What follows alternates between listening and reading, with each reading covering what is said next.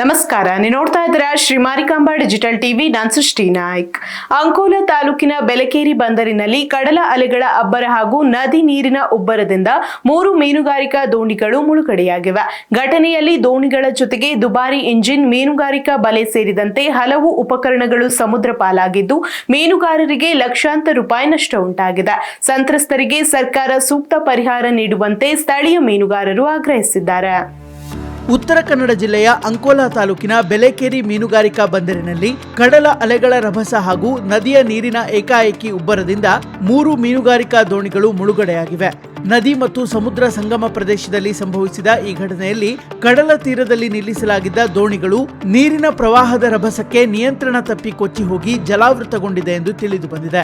ಶ್ರೀಪಾದ್ ಬಾನಾವಳಿಕರ್, ರಾಮಚಂದ್ರ ಕುಡ್ತಲ್ಕರ್ ಹಾಗೂ ನೀಲೇಶ್ ಜಾಂಬಳೇಕರ್ ಅವರಿಗೆ ಸೇರಿದ ಮೀನುಗಾರಿಕಾ ದೋಣಿಗಳು ಈ ದುರ್ಘಟನೆಯಲ್ಲಿ ಹಾನಿಗೊಳಗಾಗಿವೆ.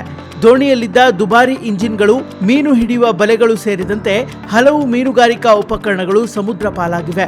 ಈ ಘಟನೆಯಿಂದ ಸಂತ್ರಸ್ತ ಮೀನುಗಾರರು ಲಕ್ಷಾಂತರ ರೂಪಾಯಿ ನಷ್ಟ ಅನುಭವಿಸಿದ್ದು, ತಮ್ಮ ಜೀವನೋಪಾಯದ ಪ್ರಮುಖ ಸಾಧನಗಳನ್ನೇ ಕಳೆದುಕೊಂಡು ಸಂಕಷ್ಟಕ್ಕೆ ಸಿಲುಕಿದ್ದಾರೆ.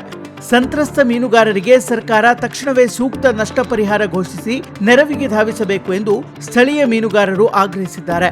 ಇನ್ನು ಘಟನಾ ಸ್ಥಳದಲ್ಲಿ ಪರಿಶೀಲನೆ ಮುಂದುವರೆದಿದೆ.